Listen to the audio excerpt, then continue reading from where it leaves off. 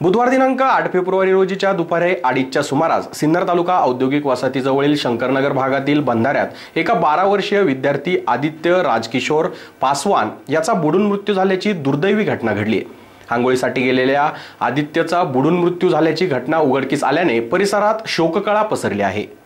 बुधवार दिनांक 8 फेब्रुवारी रोजी मुसळगाव औद्योगिक वसाहत जवळील शंकरनगर भागात राहणारा आदित्य राजकिशोर पासवान वय 12 वर्ष हा विद्यार्थी दुपारी जवळच गुळवंच रोडवर असलेल्या बंधाऱ्यात आंघोळीसाठी गेला होता।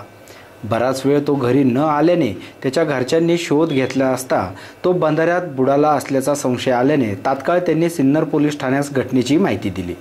त्यानुसार मदतकार्य तिथे पोहोचले व आदित्याचा शोध सुरू झाला। दुपारी 4-4:30च्या दरम्यान आदित्याचा मृतदेह सापडल्याने तात्काळ मृतदेहास रुग्णवाहिका चालक शरद शिरसाट यांच्या मदतीने सिन्नर ग्रामीण रुग्णालयात आणण्यात आले।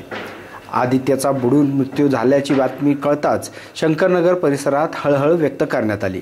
घटनेबाबत पुढील तपास पोलीस निरीक्षक संतोष मुटकुळे यांच्या मार्गदर्शनाखाली सहाय्यक पोलीस उपनिरीक्षक रामदास धुमाळ व राहुल निरगुडे करत आहे। SN न्यूज साठी रोहन भावसार।